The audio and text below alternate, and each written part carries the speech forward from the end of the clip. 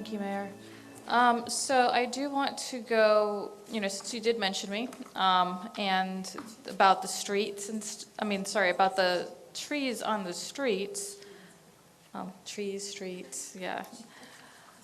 I want to bring that up because when I've heard from some developers, and what happened on Alafaya Trail, where the developer was like, okay, we're coming up, we're bringing all these waivers so we get closer up to the street, which I recognized that they were going to knock down all these mature oak trees that was providing shade, and then the new setback wouldn't have allowed for any new trees and shade. That was a problem, and they said that, well, this is going to be following the new Vision 2050. I'm like, okay, and I thought and I assumed that it was the developers bringing this up and reading into the code and interpreting it themselves. Talking to more developers who are going through the process in DRC, I find out that they're actually being pressured in the DRC process to do these things. So by the time they get to us, it's been through the DRC process, and they've been told, do this, do this, do this, here's all these waivers, because now you're going to meet our orange code and our Vision 2050. So I don't know if that was your stress test, but it really stressed me out because it wasn't leaving a walkable sidewalk on Alafaya Trail in two different cases. So, I'm glad that I've talked to some of these developers and finding out what's really happening. Because it is concerning, but I also am happy that we got the opportunity to stress test it, right, if that was your stress testing, because we're seeing these issues. And I'm looking right now on page, it's on page 19 here, but I think it's slide 37. And, one of the things that I have talked to you about, Alberto, are these bike lanes. And one of the reasons why I was stressed out about Alafaya Trail is because there's no room for safe bikes on that fast road there, which is FDOT. And so we're looking to do, with the UCF safety study, right, to do wider lanes, sidewalks that are multi-use for bikes and pedestrians. But with the stress testing, we're just going to keep calling it that, has left no room really for that. And so that stress test was causing a issue and a safety issue for people on bikes, and also not making it walkable because there's no shade. So looking at this here, we have talked about these bike lanes, and I wish we could get the slide up because it's easier to show the visual than to try to explain it. These bike lanes are right there, right beside the cars, and I've always said that this is not safe for bikes. It's not a protected bike lane, and if you're looking at a situation like this where you don't want to use multi-use sidewalks because of how urban it is and how many pedestrians on the sidewalk, we've talked about putting these bike lanes against the sidewalk. So you would have the sidewalk, the bike lane, and then the parking, right? And I know you have told me, well, that's not really a good idea because then when people open their doors, the bikes are going to slam into the open doors. But in this case, you still have that same situation. People could open their doors and the bikes could, hit the doors. But then in that instance, they also fall into the street with oncoming traffic. So way more dangerous. And so I did, when I went to Denver, Colorado, I actually took pictures to show you how it is being done over there, because that's what they were doing. They had the bike lanes between the parking cars and the sidewalks. So, I just don't like this situation. I really think there's a safer way to do it, and Denver, Colorado is doing it. That was a couple of my feedbacks there. Another one is, if we go to slide 56, where you have the garages going behind the houses. Yeah, it's not in the slide deck. That was a hidden slide that didn't make it here. Yeah. Okay. I'm not sure why it got Well, copied. I do want to talk about these, because this was an issue that we've talked about with my neighborhood advisory council, is putting the garages behind the houses. So can you explain to me how that works? Sure. Can I go back to your first question just to set the record straight, if I may? Which one? The very first one about engagement at the DRC level and how we conduct our reviews.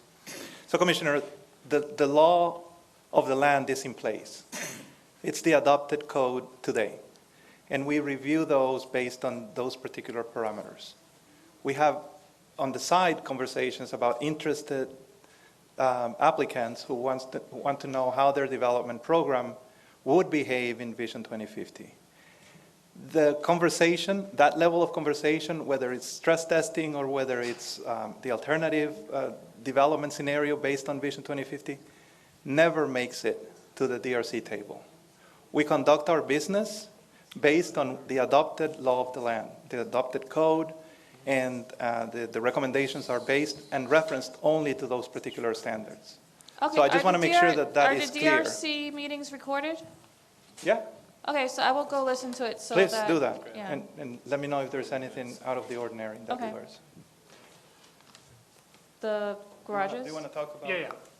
Right. So the point on the garages is in general. So what we've seen basically in the 60s, 70s, 80s in house development has been more and more of the front of the house being the garage and the garage being more and more towards the street. And there's a few public safety issues that are related to that. One has to do with the amount of cars adjacent to the sidewalk and the number of curb cuts. So there's just a lot of driveway up, driveway. And so that can become a danger for anybody on the sidewalk.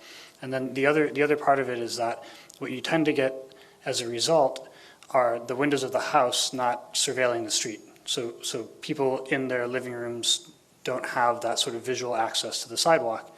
And so you really don't have anybody watching out and in the neighborhood for what's happening on the street. So in general, the goal is to get the windows and the active spaces of the house closer or more proximate or connected to the sidewalk as opposed to the garage. So it's not a street of cars, but a street of houses that people live in and have windows onto the street and in community.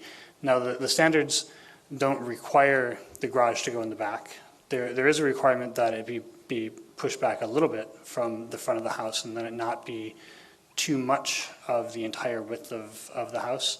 So limiting it, it can't be 60% garage in terms of the front of the house. There needs to be windows and living areas on the front of the house. We did simplify in this version of the code in the current draft. There are a whole bunch of different garage conditions shown there and so forth. And really what we wanted to hone in on is when parking is accessed from the street, which is most of what already exists today, to deal with the standards associated with that. And again, it's just to make sure that there's windows and doors on the front of a house and that there's less width given over to cars and driveways in the future. Okay, I don't know of any homes that don't have windows in the front of their house. No, she's right. Absolutely. If you look at the majority of the suburban homes in Orange County, the majority of the living space is pretty far away from the front of the house, and everything in the front was occupied by a garage or a garage plus a window plus a door. So this is like Horizon West Code, where the back, so that you're living in the front and that front, yeah. Okay, but this isn't going to work in every situation.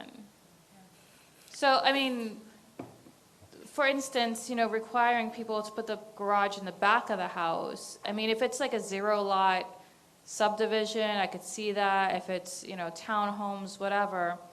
But in a suburban where they probably, we live in Florida, if they want to put a pool in the back, they're not going to be able to do that if they have a garage in the back of the house.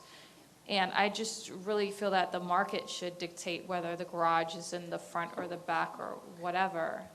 Well, it doesn't require that it go in the back of the house. So just that it's set back a little bit so that the front, so that the windows and the door are prominent, but it's only like 10 feet. It's not like put this all the way in the back. It's just that it's subservient to, say, the human aspect of it. And, we look at it as a public safety issue and, have used that pretty much in any development that we've done, even the suburban single-family homes, the front of the house is forward, though there are some standards in there that allow you to have a sort of side entrance to a garage. So you could have a garage forward, but when the garage is forward, so that you don't have sort of cars right on the sidewalk to deal with that So concern. like Baldwin Park, right, they have some places that the garage is in the back. So you're saying they have less crime than Well, a more, subdivision that has the garages in the front? yeah, or more, on the side? more eyes, what's called eyes on the street, more surveillance. And there have been a lot of studies that have determined that when there are windows and doors that are close to the street as the majority of the street frontage, that it is safer, like statistically, as opposed to conditions where it's mostly garages in the front and not the living area of the house. Now, again, it's not that you have to Yeah. put it in the back. Well, the thing is that even if you put the garage in the back, I mean, so like my first house, the room in the front was a bedroom, right? But we had windows in the front of the house. If you have the garage in the back, doesn't mean you're gonna have anything different in the front of the house. You could still have the place designed with bedrooms in the front. So it doesn't, I don't see the difference. But you also occupy your bedroom. It's not like an Well, yeah, and unoccupied space. that's the point I was making with my first comment, that I don't know of any house that doesn't have windows in front of its house. There's a lot that they're really narrow. So there's a lot of houses that you get where it's a two-car garage and then a door, sometimes a door and a window. And that's about it. And then the use of that frontage. Okay, I guess I just have never driven through any of those neighborhoods, because I have But never if you, seen if that. if you're thinking of conditions where it's the garage and there's a couple of windows and a door and everything, I think that would generally comply. Yeah, that's why I never see just a garage and a door. It does become a bigger problem as you get into the higher density zones, where if, for instance, you do townhouses that have front-loaded garages, which would not be allowed by the code, you really just see all garage and just a sliver of a door. So that's very different than the suburban condition you're describing, where you have a larger lot, but the larger lots also have more flexibility on how they are able to fairly easily comply with the standard. She's saying like in what the requirements say in Orange let me Code is jump in. you don't have to put it to the back if you have a wide enough house. Let me just jump in because I think we're getting way off track. The issue that Commissioner Bonilla was bringing up, I thought, was bicycle safety lanes and how they should be constructed. That was the first one. Right, and then we morphed into some issues about whether the garage should be in the front or the back. And we got to try to move along expeditiously here somehow.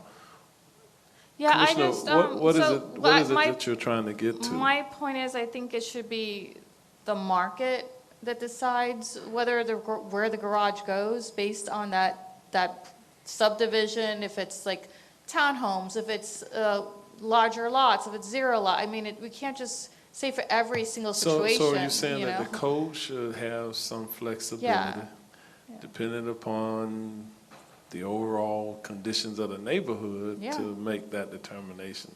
That's kind of what you're saying. Yeah, I don't think we should make a standard, every single house has a Okay. garage in the back. So I think Or that's the whatever. central argument that she's making here, that make certain that the code has some flexibility to be able to design it, because depending upon the characters of the neighborhood, the slope, et cetera, you're going to have to make some modifications to make it overall aesthetically pleasing, but safe at the same time. I think that's the point she's making. Not, she's not getting into the debate about all of those other things that's coming up. But if you just kind of take the general premise that she's saying, look for those opportunities in the code. Thank you, Right. Mayor. Yes, that's exactly what I'm saying. All right. Do you want to touch on the bikes? We already did. No, we're good. We're good. All right, I'm and just then, trying to kind of move Yeah. our conversation along, so. thank you, Mayor. I appreciate that. So the other thing that I have is so it's slide 69 where it goes into all rezonings to PZC and BCC as required by state law. It goes into like all the things that will be coming to the BCC for final hearing and approval. But, you know, sure, you know, if people are going to rezone or do something different, it's going to come before us. But at that point, all the future land use is already approved, which has a different legal requirement for us as a board to make a decision on than rezonings. So there's not much at all we could do at the rezoning except for yay or nay. But in the future land use, we have more control over, well, you know, this may not work here. We may, if we do this adjustment, then it will work. Like all those conversations are taking away. And I know your argument's probably going to be, well, this is why we went through all this. We have all this orange code, so you don't have to do all that. It's all decided for you. Well, thing is that it may not be. Like, we may do a whole blanket future land use change, and we miss this neighborhood here that it doesn't work in. And now they have the entitlements, and we can't reverse it. So that's a problem. And so I just do not like the full overhaul of everything. I think we should still go through the process where it comes to the board. And it's more work, yeah, but hey, if you don't want the work, I guess we could cut the department in half. You know, like, but you know, we hire you all to do this work, and I think we just need to do it. Sure. So, Commissioner, just again, a point of perspective. The vision plan and the framework of the vision is what is those specific changes to the future land uses, right? It is setting up the framework for future growth. And one of the benefits of this exercise altogether is that it's bringing a lot of inconsistencies when we have the future land, the place types, and the zoning districts now correlated to each other, now consistent with each other. We clean a lot of inconsistencies throughout the county in many different instances. There is a very specific methodology in terms of translating existing zoning districts to what the new transit zones are. And the vision is a little bit different because we have sectors now that are in place consistent with the overall approach that we've been discussing for all this time. Place types are allowing, remember, they're future land uses, densities and intensities and mix of uses in certain areas where they happen. So absolutely, we anticipate changes to those future land uses. There is a direct translation that will happen when we move forward, when you decide to move forward, and when you act on the adoption of Vision 2050 and Orange Code, that will set that base condition throughout the county. But we absolutely anticipate that it's not perfect and that there are areas, as you alluded to, that will continue to be desirable to apply a different place type because a development program from any developer may not be what's in place once Vision 2050 gets adopted. So those changes will come back to you for review and depending on the type of application that is, consistent to the processes that were presented today. So none of that is changing. If we were to give a certain level of strength, if you would, to the vision, it would be on the sectors themselves. And we were just having that conversation because if we lose the overall flexibility or predictability of where the sectors are, then the vision gets lost because we will get applications to change the sectors consistently, and with those changes, a lot of correlated place types come in, and then we go back to square one to where we're at today. So the strength of this entire exercise lands in the framework of Vision 2050, and now it's proposed correlated formula that implements that vision, which is Orange Code. Okay, so I'm going to try to bring this down to reality. We have a parcel, and it's zoned, R1, right? And the future land use, forgive me, I'm not matching them, is LDR, right?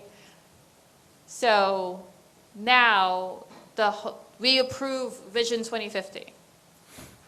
And now that changes to Give me something that's higher density than that in the future, But at the Vision 2050. But we'll have to look at it, right, because it's very context sensitive, but it would be But the just the give me, established, it's just an example. it would be So, the established sector, an established sector, right? And it would be suburban neighborhood, suburban neighborhood. that's your LDR, and it would be T32. That would be your transit zone to an R1. Okay, so now it will have entitlements to something higher than it did before.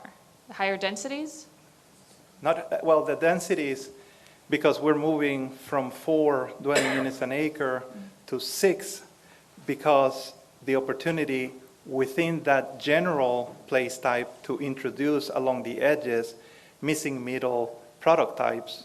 And that's because within that established sector, you would have suburban mixed neighborhood as a place type to allow for those duplexes or other, for affordable housing, smaller footprints, smaller houses, So- the starter homes that we don't have See, this right is where now. we, okay, now, this is a good example. So now we went from a maybe quarter acre property to a duplex or townhomes.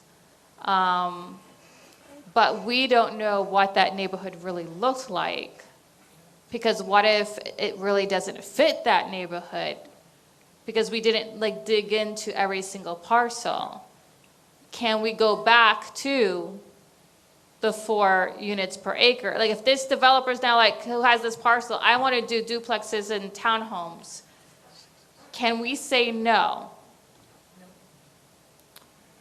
So. it's- Simple it's- answer, can we say no, yes or no?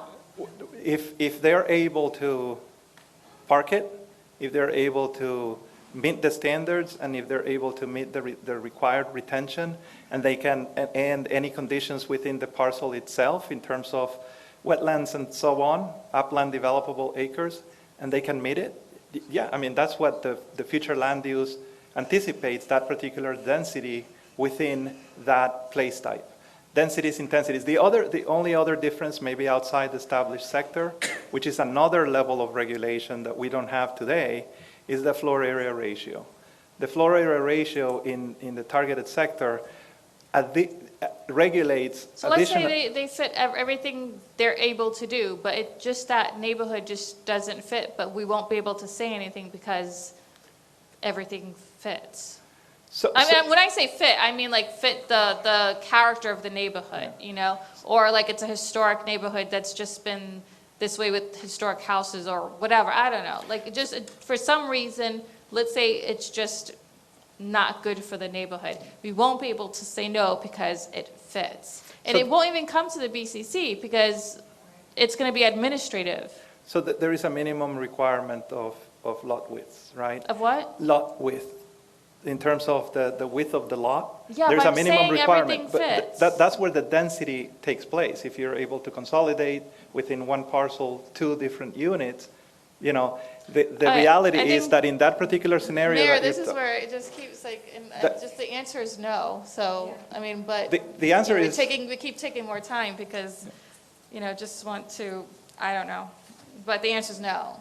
The answer, Commissioner, if you were to zoom out, is that within the established sector, the analysis tells us that only 6% of that 500,000 people, that's the level of change that you will see within all of those established communities. 6% of the growth in the next 30 years. But it's not perfect, And- there's parcels that's gonna be missed, and we're not gonna have the opportunity to change it if we made a mistake. And that's where the problem is, I think that we should, and I don't know, maybe it's just kinda like, this is our vision, Yeah. but it doesn't come with entitlements. Commissioner, we And the have, entitlements has to be approved by us. the vision plan, the comprehensive plan is organic. We have the opportunity to change it anytime. And that's why we're having this conversation before we get to the approval, because we have until the approval to change Vision 2050 and make it what we want. And every 7 years, But required by I'm the just state law. asking questions and trying to bring something up, and you keep kind of arguing with me. And no, we don't have every 7 years, because in the next 7 years, we're not going to be able to downsize or downzone or whatever, anything, because they have their entitlements. And we're not doing that right now either. We're No, not I know, downfluming I or know, downzoning we're not anyone. doing that now. But what you're doing is increasing, without us being able to review every single parcel, And then if we made a mistake, we can't change it and we're stuck. Yep. So it should be a vision with no entitlements. And if someone wants to use the entitlement, it has to be approved by the board. I think that would be a good solution to that problem. So I do think that in this conversation, we do want developers to have some predictability about what their projects will look like and how they move forward to make the investment That's the vision. into it. And that has to be very predictable. We should not put them in a position where we change the rules of the game midstream with them. That becomes problematic. But in order to preclude that from happening, somehow we have to make certain that on the front end, the structure that we're putting in place, the structure through the code itself, has contemplated some flexibility to allow adjustments to be made by the board. This is where the purpose of these workshops is to give the staff and our technical experts the feedback and to be able to manage through these processes. And so I think what I'm hearing is happening is from the line of questioning that Commissioner Bonilla is asking you is maybe a lack of familiarity both ways about how to work within the code that we are suggesting and where is the flexibility so that the commissioners do not lose the ability to make modifications as we move forward, okay? And so it's got to work both ways. The commissioner's got to have some flexibility. We need to be able to work with the developers or those who are investing in our communities so that they understand the bottom line of their investment. We should not make decisions that adversely impact investments when we have said to them, this is how you got to play the game, and then we change the rules on them. We don't want that to happen either. And that's why we're going through the process of having all of these work sessions. So I don't know how to quite get us to the point where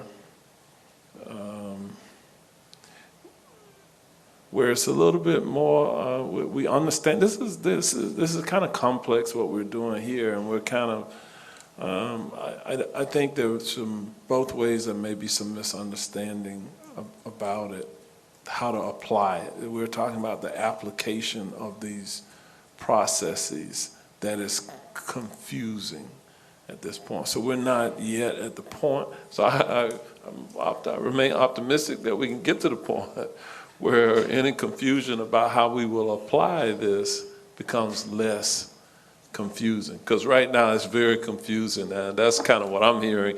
The commissioners articulating it, I'm confused about whether I can do this, whether is this a direct entitlement that we cannot change subsequently, or some future board can't change it or make the adoptions. I'm not confused on that point. I was just using an example so that he could actually explain it, how simple it is to understand it, but he keeps going on this roundabout thing, which is making it confusing. Well, all I'm hearing is confusion. I hear you asking questions. I hear him, this is going back and forward. We're not, so I don't know what's causing that, is all I'm saying. Something's causing that. And we have to get to the point where it's more clear, where you understand, they understand, the constituents understand what this is and what this is not. So I see Hal Cantor out there. He's kind of, he's in here frequently. Yeah. So anyway, Commissioner, I'm done. were you done? Okay. This is item A1. This is a work session, and because as standard policy with our work sessions, there will be no action, no final action taken by the board today. This is largely discussion between the staff and the members of the board. And this afternoon, we are calling on Mr. Alberto Vargas to present the Vision 2050 and Orange Code. And with that, Mr. Vargas, I understand that you have about 40 minutes worth of presentation and to provide to the board and then get some feedback as we perfect what ultimately we will take action on at a later date. All right, you're recognized. Good afternoon, Mayor and Commissioners. My real pleasure to be here presenting to you, or at least introducing and closing the second work session of 3. I will start the presentation and then I'll turn it over to the consultants who are here with me. I have the pleasure to have with me Eliza Giuliano with Kimley Horn and Matt Lampert with DPC, who are going to present to you the core elements of today's presentation, part number 2, which are the code standards, and part number 3, which are the processes, the new Orange Code processes, and then I'll come back and close for you. So starting with the background, and the purpose of this presentation is really to give you an update of what has taken place already, the direction that we got from you back in April with work session number 1.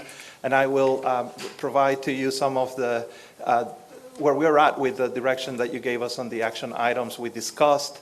We will also review the changes that Orange Code brings to the Land Development Code in detail.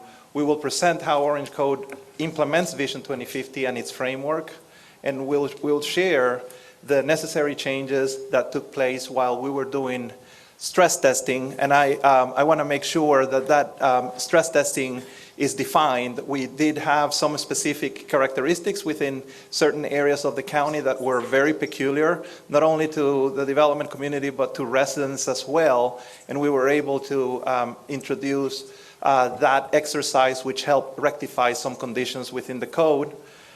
We discussed, we will be going over the process and the board's staff and both the board's and staff's role as we continue to implement the new framework of Vision 2050 and Orange Code in terms of the processes. Let me go ahead and get started with the why, and why Orange Code. Why are we going through this entire prioritized initiative as you have directed staff to continue to develop and engage with everyone involved? Because it accommodates the need to grow in and not out, to direct growth within the urban service area and those areas that are suitable to receive growth within the county. Orange Code helps maintain the character of our established neighborhoods, and that has been an ongoing engagement and conversation with the residents that are concerned about what would happen within the edges of their neighborhoods. It increases housing diversity by introducing mixed income as we continue to infill throughout the county. And it is important to note that when we talk about mixed income infills, we're talking about those particular residents that are in the retail industry, those residents that work in areas of whether it's public and private schools that are teaching our kids, those folks that work within the hospitality industry, serving our residents and our visitors. And we heard quite a bit about bus drivers this morning, and those that are in the transportation automobile industry as well, that helps with transportation needs within the county. Some of these areas of opportunities in terms of housing becomes available to them as we continue to think forward in the future.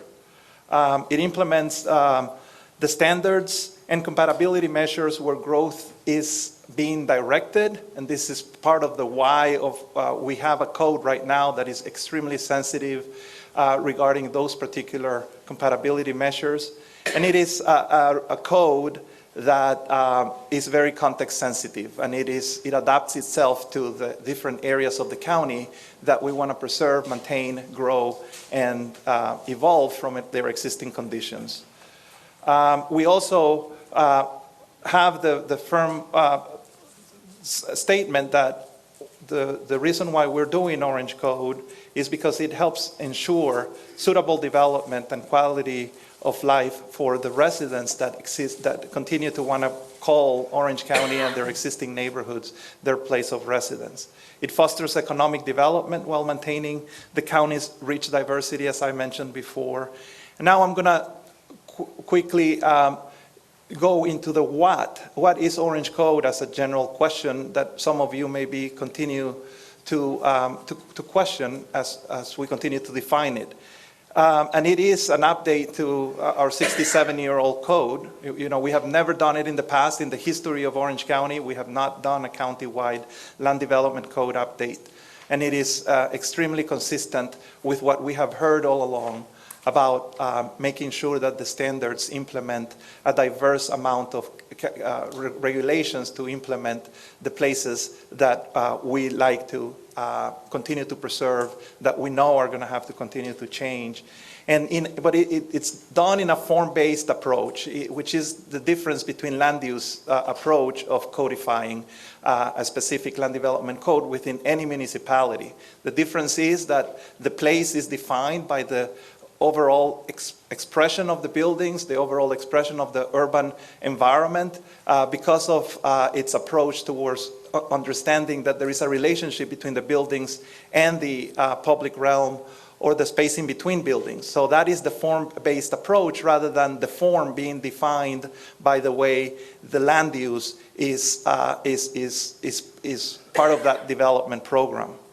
Standards that guide developments for the different elements of the code itself, that's what Orange Code is. It defines and regulates development for different types of neighborhoods, those that are urban, suburban, and rural type of neighborhoods. Those standards are going to continue to be part of this code.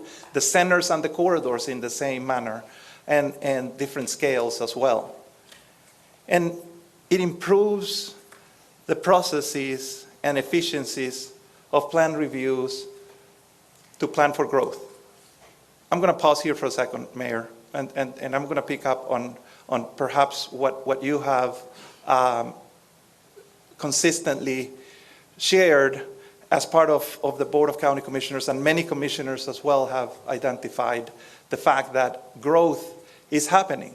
And the fact that, you know, we can, when we ask the question about growth itself, you know, some people don't want to talk about growth. And that's the reaction that we get from those that think that if we don't plan for it, they won't come. And that's an important approach towards understanding that today we are at 1.5 million people. Can we talk about growth today? Just to close that overall general understanding and foundation. We have an existing increase of residents from 2020, when we started talking about growth in 2020, we've increased the number of residents by 80,000 people, and that is the case with the number of households in Orange County by just over 77,000 new households in the county since 2020. Today we're at 2 million people, and by the year 2050, as you also have mentioned during the hearing today, and the board as well, you know, we need to plan for an additional 500,000 people. That's an increase of 33.3% from 2024, and just over 250,000 new households. So we need to plan for all of that. What that really means is that per year we should expect just north of 19,000 new residents, and we need to plan for, you know, the number of roofs that are going to house those particular families. Growth should not be unexpected. We need to continue to plan for it. We need to overcome the unexpected with good 21st century planning, and continue to enjoy the excellent quality of life that Orange County has to offer. So this is how the framework continues to be structured. The Vision 2050's framework continues to be very specific about the message that we have heard over the years. The message that we have heard is very clear, Mayor, and Commissioners. This is a message that tells us that keep rural, keep the natural assets of Orange County away or minimize the impact to those particular natural assets. And the last part of it is to maintain the character of existing built-out historic neighborhoods. That is the message that we have heard clear. It's very clear to us. The other part that is directly related and tied to growth has to do with 41% of that 500,000 people that we need to be able to accommodate and plan for as we continue to move in this growth pattern in Orange County. 41% happens to be in the area where it's a suitable area highlighted in red right here, which is the targeted sector of the county, 37,000 acres, where we're planning for a very different type of environment, mixed use, mixed income, thriving, vibrant type of new communities that continue to create a balance between uses that are commercial as well as residential in a way that Orange County has not done before. In terms of where we're at since April 9th, the first work session, we have taken, per your direction, the zoning in progress ordinance. We have created a draft. It's getting ready to be heard by the local planning agency and the Planning and Zoning Commission, and that's going to happen next week, May 16th. That's going to come back to you with a recommendation from the local planning agency on May 21st for a final action from the Board of County Commissioners.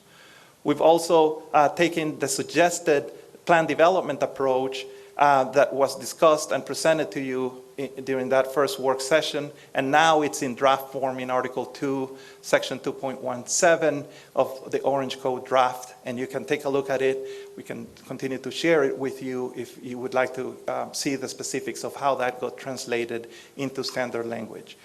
And the point number 3, which was the last takeaways and direction that we got from you during that work session, has to do with the specific overlay districts and the strategies that were presented. We continue to move forward with those specific recommendations and directions that we got from you. The use prohibition and the signage standards, those districts that have those, we will continue to evaluate how we combine those overlays in areas that make sense. We would merge those. We would retain and relocate to Orange Code the use prohibitions that are part of those use districts and the overlays, and we will continue to engage the residents and coordinate with the district offices for those particular areas that have special design standards, so that we continue to make any necessary adjustments to those that are that we consider to be built out, maybe even within those particular original districts. So in terms of what we have been able to accomplish as it relates to public outreach efforts, we have finished 1 of 5 sustainability stakeholder meetings. We're planning on finalizing the remainder 4 by June of this year. We have completed 7 specific development industry stakeholder meetings, which we learned a lot, and that's a lot of where the stress testing came from. That we will also highlight as part of today's presentation. We finished last week, Thursday of last week, the 6th town hall meetings in each one of your districts. Great experience in many different aspects, and if I were to share with you the top 5 topics that have been discussed, not only in the last 6, but in the last 29 town hall meetings since last year until today, it is number 5 would be to foster a community safety and pride of what exists there, to continue to make those communities safe, put eyes on the street, provide compatibility measures, community sensitive design, and maintain the character of those neighborhoods, and perhaps even add some curb appeal, consistent again with this morning's presentation regarding how do you create destinations in main streets with small businesses to be able to make them a desirable place for those residents that are in close proximity to those. The targeted sector, in areas that are going to be expected to be very different than they are today, those areas that are going to transform, evolve, and grow. The message from the town hall meetings was to continue to balance that infill development expected within those areas with the infrastructure needs. We need to, this is a 30-year planning horizon, 2050. It's not going to happen in 5 years. It's not going to happen in 10 years. This is going to be incrementally planned for. We need to continue to look at growth to the sites that are within the urban service area, and more specifically within the targeted sector. That is the message that we continue to hear, because doing it anywhere else is inconsistent to the message that we have heard all along.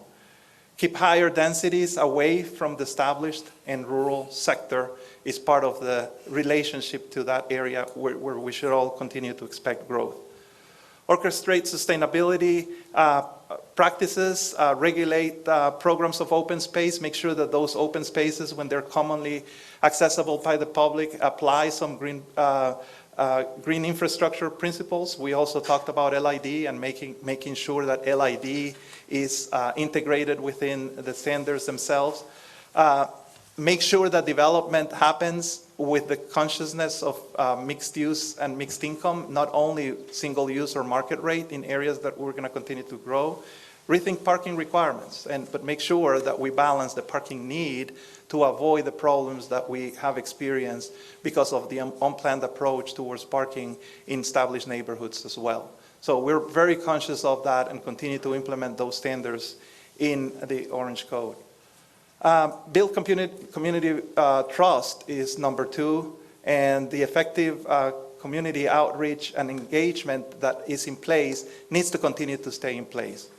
So that, as you heard today, you were asking questions about Vision 2050 during the public hearings. We continue to be able to engage those applicants and the residents alike to demonstrate the commitment to excellence, that we are moving away from conditions that we could do better in the past, and dedication of active management and maintenance of those areas that are trying to change. We talk about implementation of wider sidewalks. We talk about implementation of trees within areas that are urban in character. All of that needs to be a commitment for maintaining those particular areas. How are we planning for that has been a very, very straightforward question that we have been asked in the past year. And then keep the residents and the development community involved. Not only through the town hall meetings, but the active website that we have has been very well received.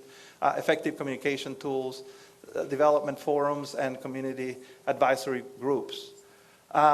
The public outreach efforts, we have conducted numerous speaking engagements from staff, a lot of social media promotions and newsletters that you probably have received every other week here, updating you on what transpired or what happened during each one of those town hall meetings. And the webpage has been very, very much welcomed by the residents and staff alike. The webpage itself is shown here, where it not only provides information about the initiatives, not only provides access to the draft documents and the transmitted document of Vision 2050, so not only the code, but also Vision 2050. It has videos that you're able to see and get information from. Frequently asked questions are part of it, and you also have access to an interactive mapping exercise that we're pretty proud of, that is pretty user-friendly, if you would, and it only gives you a portal, if you would, of the formula, as we like to call it, in terms of the relationship that now exists between the future land uses or the land development code itself and the future land uses, both the Vision 2050 and Orange Code together. Looking into the framework of Vision 2050, the sectors, you're able to look at the place types in a focused area of interest. You're able to look at the transect zones. And when you zoom into a specific parcel, you're also able to get the specific standards that regulate development within the boundaries of that parcel.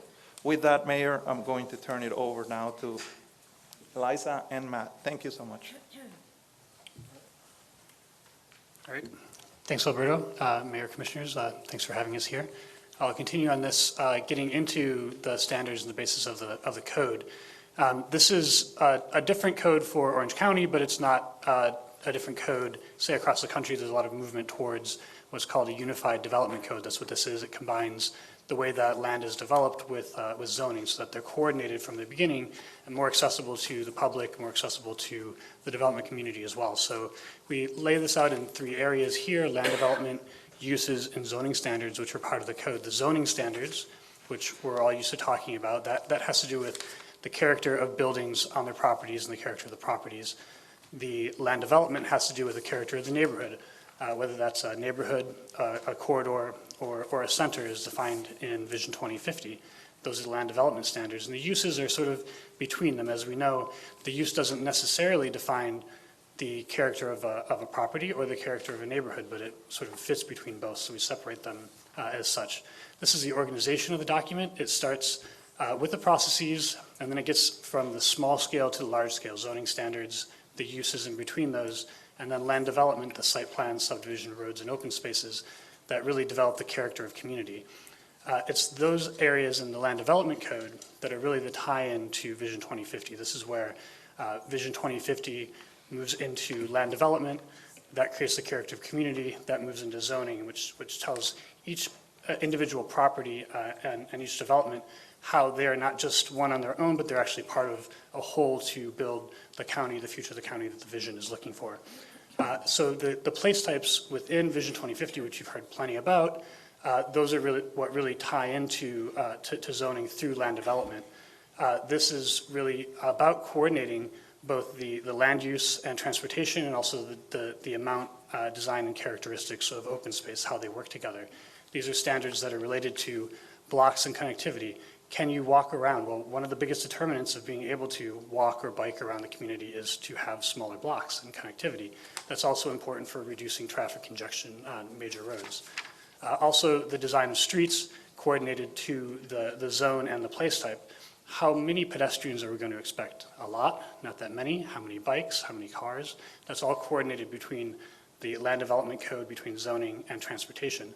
And then civic space, which is to have really meaningful parks and playgrounds and plazas so that we don't just dribble open space everywhere, but we end up with meaningful spaces for the community.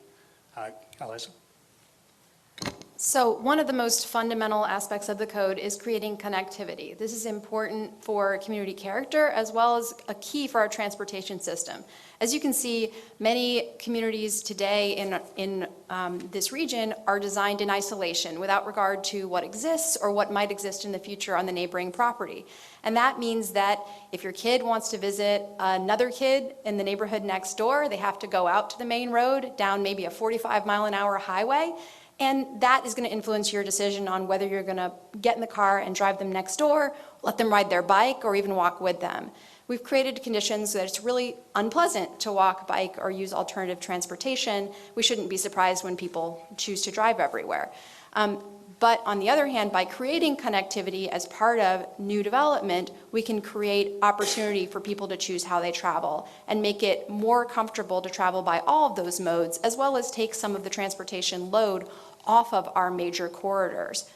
Most of the streets that are built within our county are built by developers, which means that the land development code has a huge influence on how our transportation infrastructure looks in the future. Now, once we've determined generally where those streets go, the size of the blocks, then the next question is how they're designed and whether they're designed to match their context.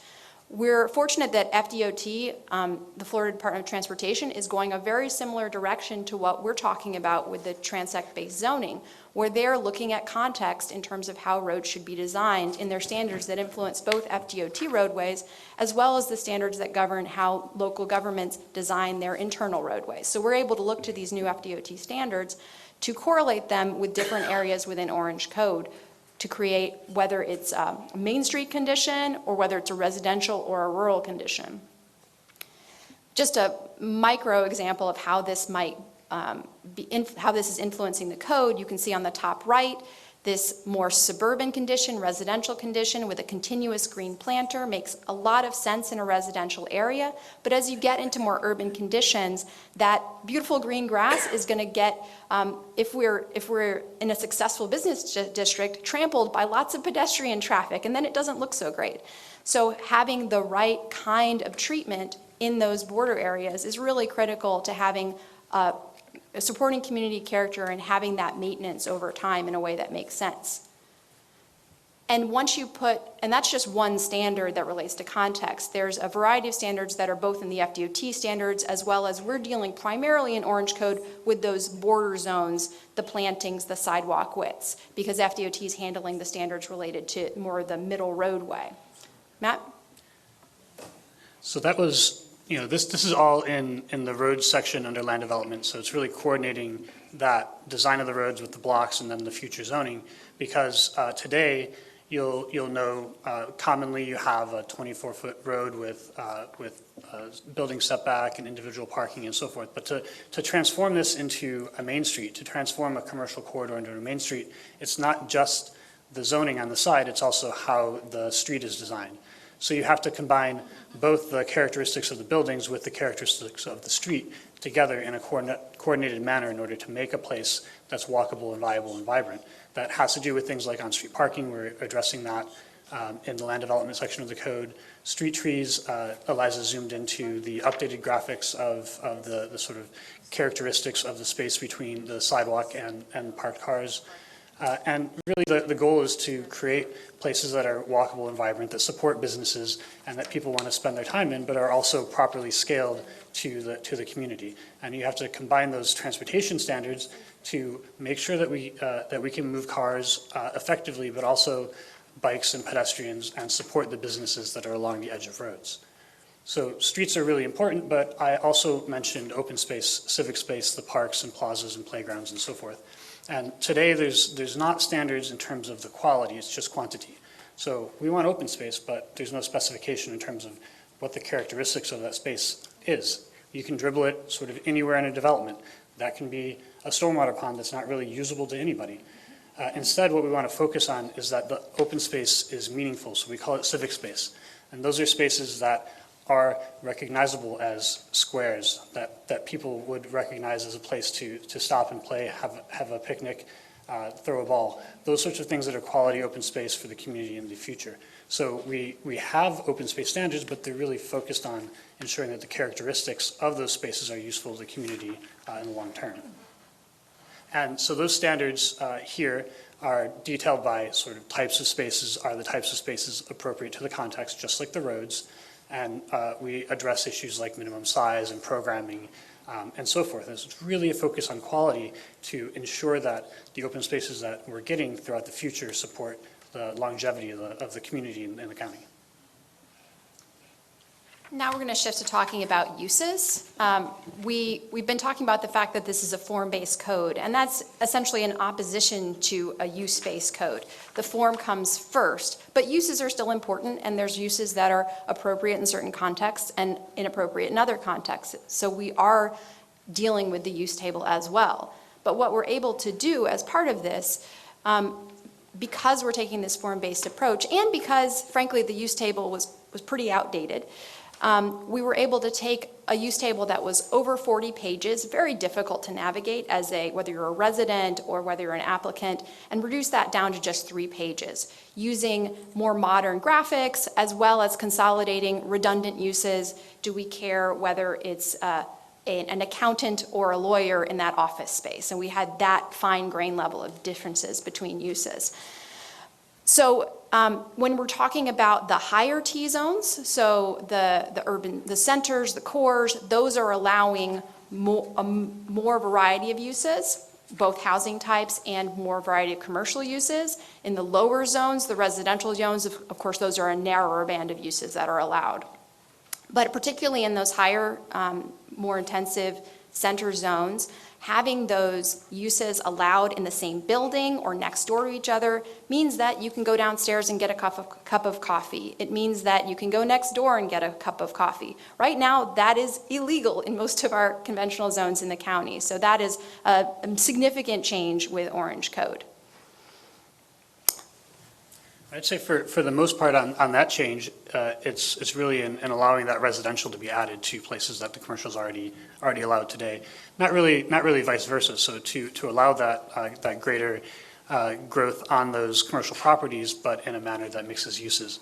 And so the form of the building, it's really much more critical than the use in many instances. So, here's a very recognizable coffee shop in one particular form of a building, and that building form is very different than this building form and coffee shop. So this coffee shop fits much differently with different adjacent uses or different adjacent districts like lower intensity residential. This is not a bad and obnoxious use to have near a neighborhood, but the prior one with the drive-through and a lot of parking, that is. And so that characteristic of the building, the form of the building is very important.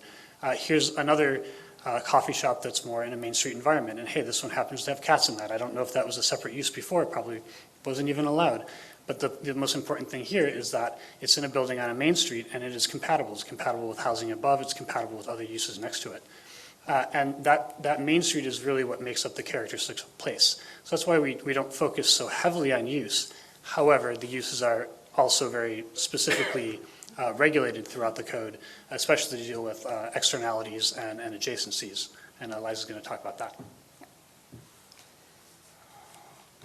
So the other thing that is important to consider is even just knowing the use doesn't tell you the whole story. So there are additional standards that apply to many of the uses that are applicable in certain zones or in all zones, as well as some uses that are permitted to a different degree in different zones. So just zooming in on food and beverage, it's allowed as an accessory use in some of the residential zones, like the T3 zones. So that would be if your community clubhouse for your residential subdivision has food and beverage. That's an accessory type use.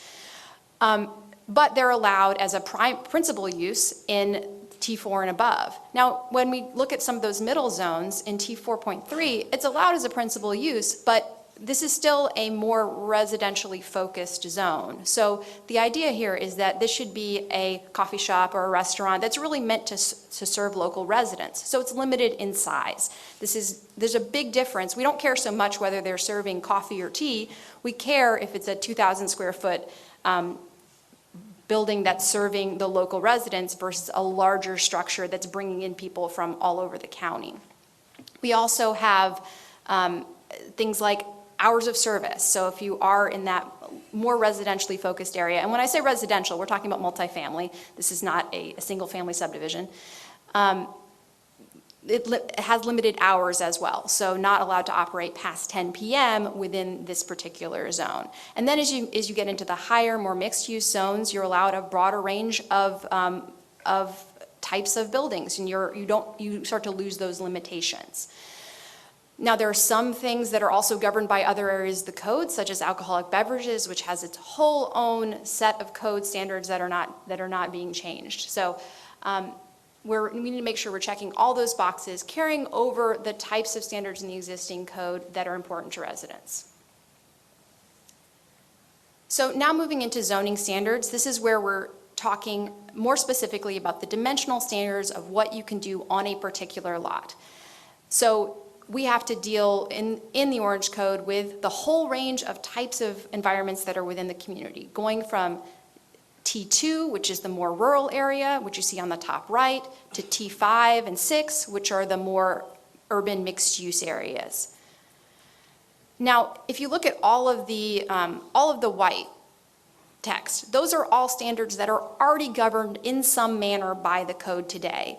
Particularly in the higher zones, there may be differences in how Orange Code executes those standards, so there's setbacks today.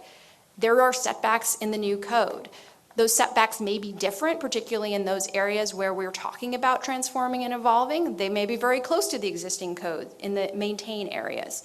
There are also a few new standards, such as while there's setbacks in the code today, there are no maximum setbacks. That's new in the new code. There's also frontage occupation, which we're going to talk about, impervious surface coverage. That's new in Orange Code. But things like landscape standards, sign standards, all exist in the code. They've been modified to some degree in the new code to address the new types of environments that the Orange Code is intending to create through Vision 2050. So let's just focus on this frontage occupation because it is a new standard. this is the instance where in those T5 and T6 zones, the buildings are required to be closer to the street. That's because we're trying to create this walkable environment where people are going to walk in the front door from the sidewalk to their coffee shop and access it in that way. So there's a standard that has a maximum setback. You actually are required to be close to the sidewalk. And once you define that maximum setback, well, you have to then say how much of the building has to be close to the sidewalk. So that's what frontage occupation deals with. This only applies to 4.3 and higher. That means basically multifamily and mixed-use zones. And again, this is to create that pedestrian-friendly environment that Vision 2050 envisions. Alberto talked about stress testing. So just some of the key standards that changed during the stress testing, we looked at the lot sizes and adjusted particularly the lots in T2 and T3 to make sure we were pretty closely matching what's allowed now under the existing zoning codes that are being translated to T2 and T3. So that was one of the adjustments that was made within the latest draft of the code. Another adjustment is increased maximum setbacks. So we've added this maximum setback in some areas, but we do have some big roads in the county. We have some fast roads in the county. So there are areas where the maximum setback that we'd originally envisioned in a Main Street condition just wasn't quite enough to set back from that major road. So the maximum setbacks have been increased in T5, as well as a deviation to allow even further setback where necessary. And then we also have to look at some of the realistic conditions. This is something that came out of those developer stakeholder meetings. Well, what if there's a wetland? What if there's a water body? How does that apply with some of these requirements like the frontage build-out, frontage occupation requirements? So deviations to allow for those situations. So another thing that exists today, of course, is height everywhere, right? But we handle it differently, and there's a big reason for that. And today, essentially, what you'll see is most places have historically regulated height by the number of feet, and we're regulating height by the number of stories. And most people understand stories. Is it a 2-story building or a 3-story building, a 5-story building, and so forth. What happens when you regulate by a height limit is that people try to put as many floors into that height as possible. And so, especially in mixed-use development, this can be a really big detractor because the ground floor retail will get squished down. So you're in that sort of hole of a space in a shop as opposed to like a really wonderful dining room that has a 16-foot ceiling. Now, overall, there's still controls in that to ensure that the height is still regulated as a full collection, especially in the residential areas. But it's important to allow for that slight variety in height. And not only is it good for things like ground floor retail, it's also important for creating variety on the street. So when you just have, say, a 50-foot height in a zone, you just have a bunch of 50-foot buildings, and the street has no interest to it, so people start adding standards to codes to say, well, you got to wiggle the building this way or that way. But you can really achieve a lot of that by allowing for the height of the building to be a little bit more flexible, but within reason. And so regulating height by stories allows you to do that. Some development may have higher ceilings, some others may have lower ceilings, and it's good to have a mix of those together, and it creates the variety that you can see in the streetscape to the bottom right. It also allows you to address the characteristics of, say, a really tall store, or allow for the exception for things like medical uses. But in addition to sort of height by stories versus height by feet, we're also allowing for some exceptions to the height for things like chimneys and spires and domes, or really detailed cornices and things like that really create a character for the community that is lasting. So we see that all throughout Orange County today from historic buildings, and that's something that we want to keep into the future, but allowing for height variety to create character on the street instead of straight uniformity.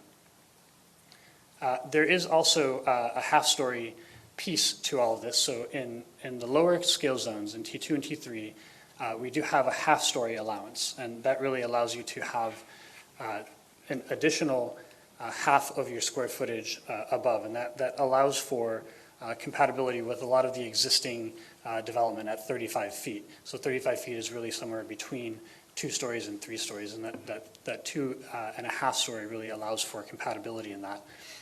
So it really is related to the existing residential typologies. We don't have that in the higher zones, and Eliza's going to talk about that as part of the stress testing.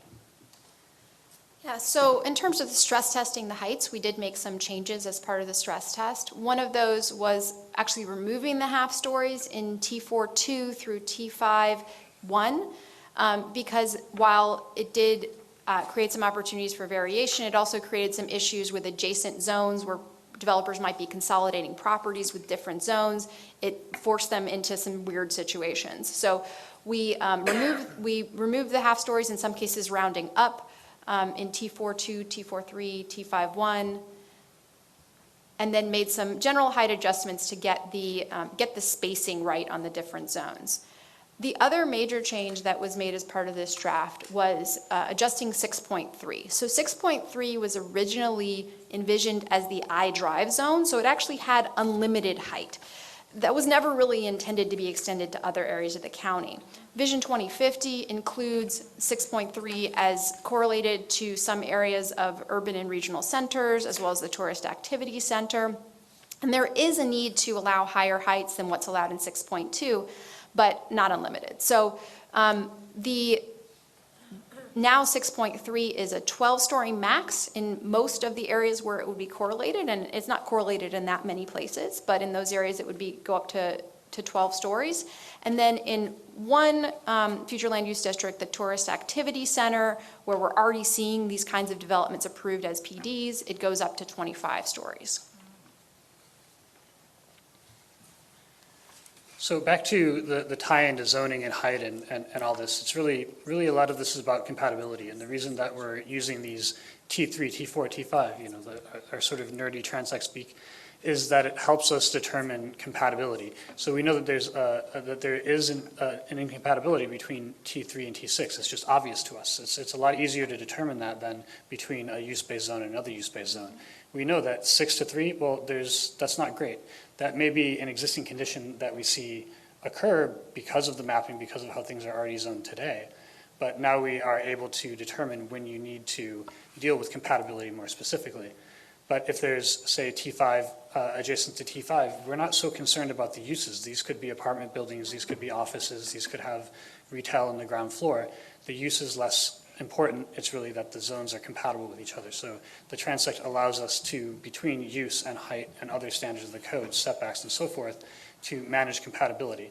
But as I said, there are places where that, with the existing zoning today, is going to sort of rub up against each other. Where does the targeted sector intersect with the established sector? Well, what we don't want to have is this. We don't want to have a really tall building bumping up right next to an established sector, lower scale T3 home.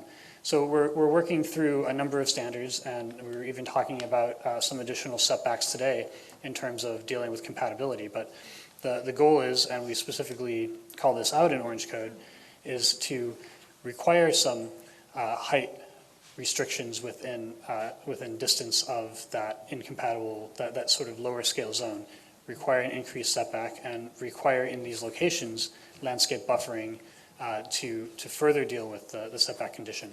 So by having that clarity in terms of, hey, this is T6, this is T3, that something's got to be done to make sure there's compatibility. The same with 5 to 3, but not with 5 to 5 and so forth. It really allows us to hone in on the locations that are going to have more concerns in terms of compatibility.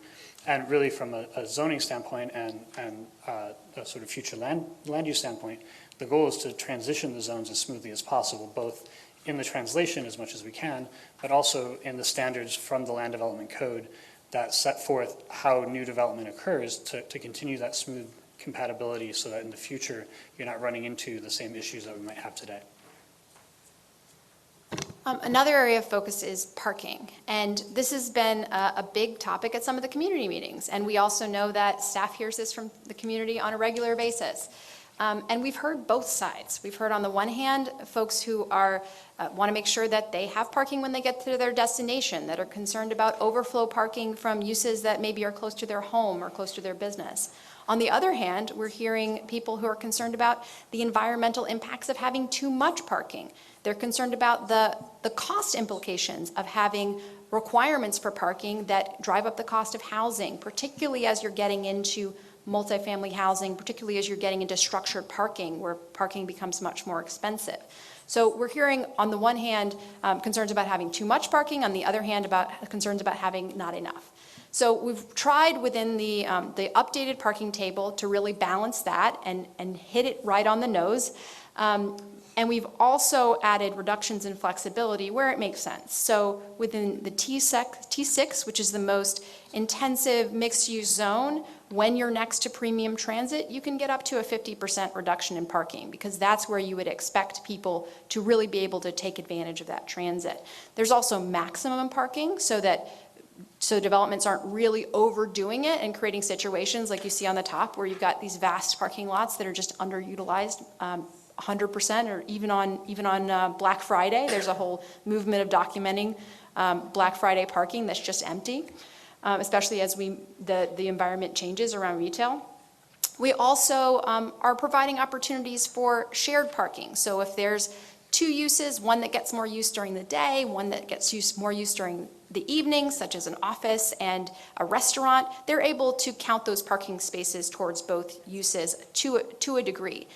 And in addition, that can be both within an existing development, or if you create a contract with another property off-site, to be able to have that off-site, so that you're really able to maximize the parking usage rather than having a lot of empty parking spaces, having that environmental impact and reducing the opportunity for meeting our housing needs.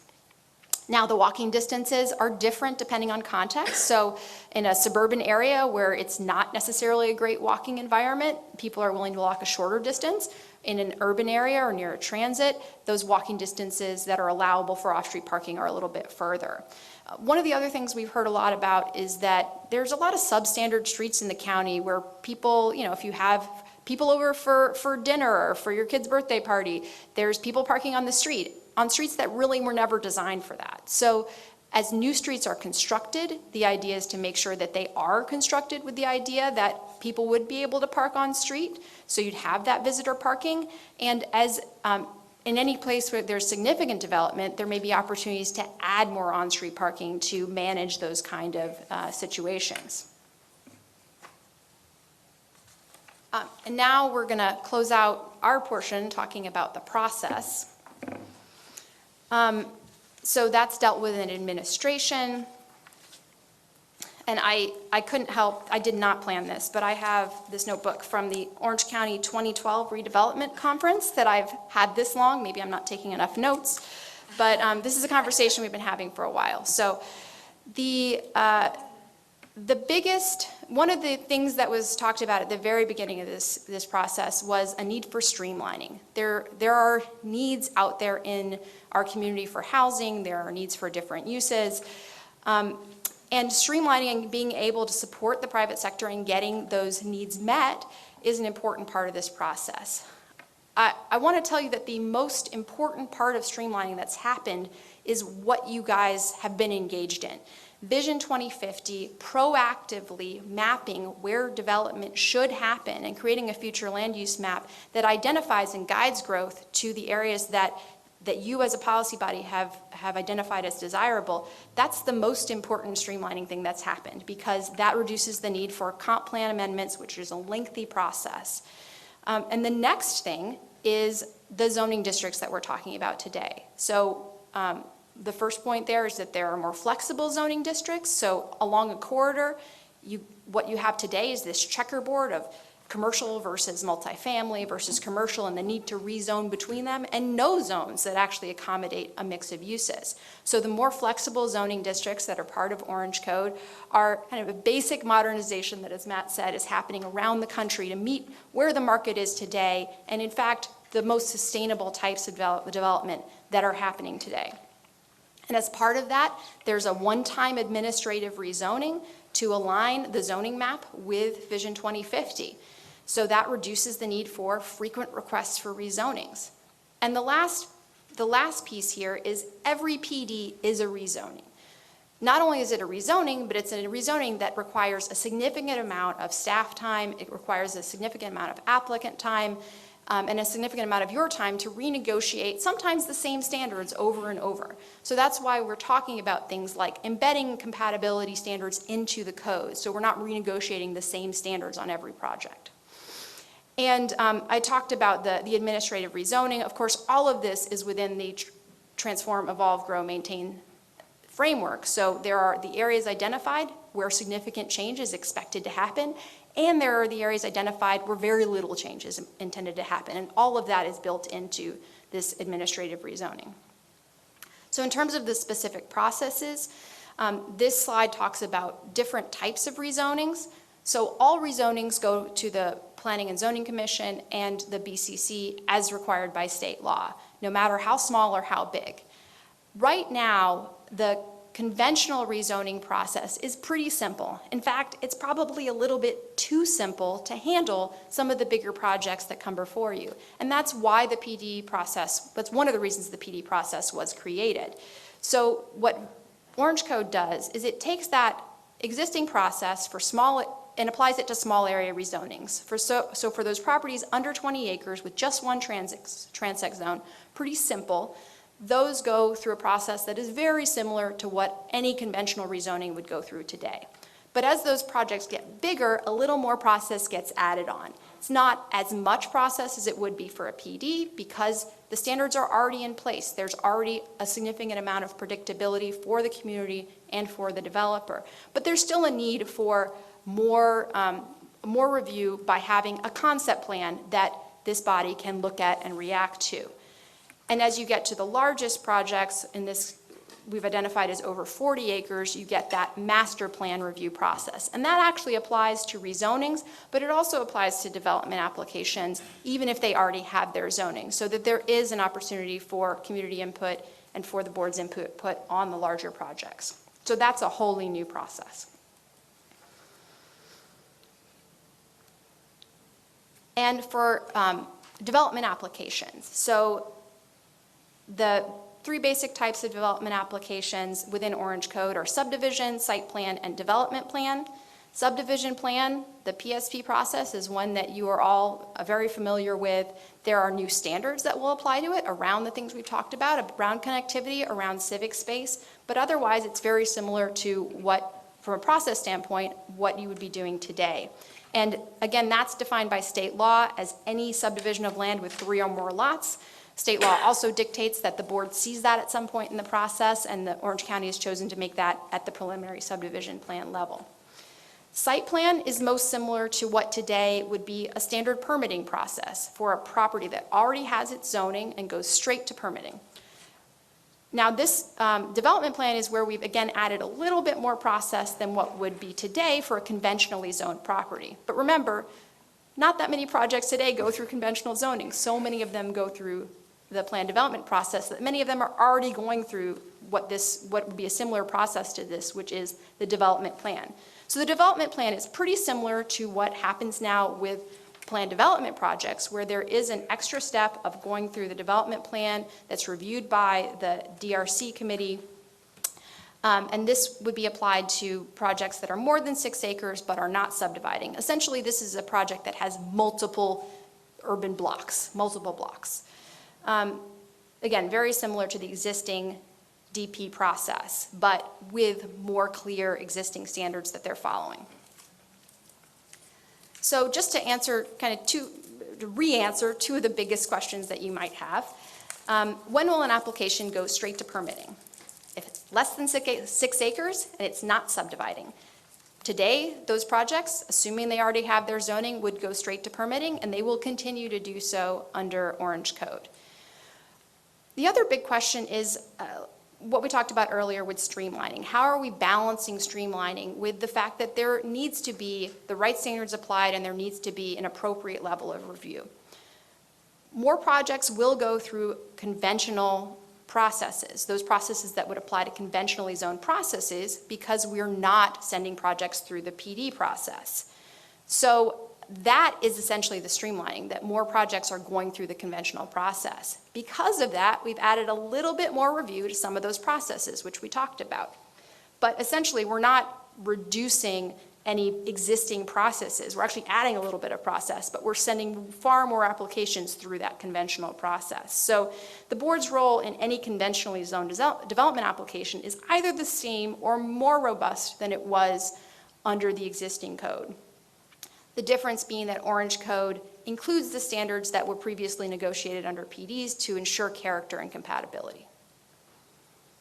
And with that, we're going to hand it back to Alberto. Thank you, Eliza and Matt. So what is not changing about your role moving forward in summary? The board's approval of all special exceptions, rezonings, and flume changes is not changing as you know it today. The board's reviews of plan developments preliminarily in the intended sector are going to continue as such.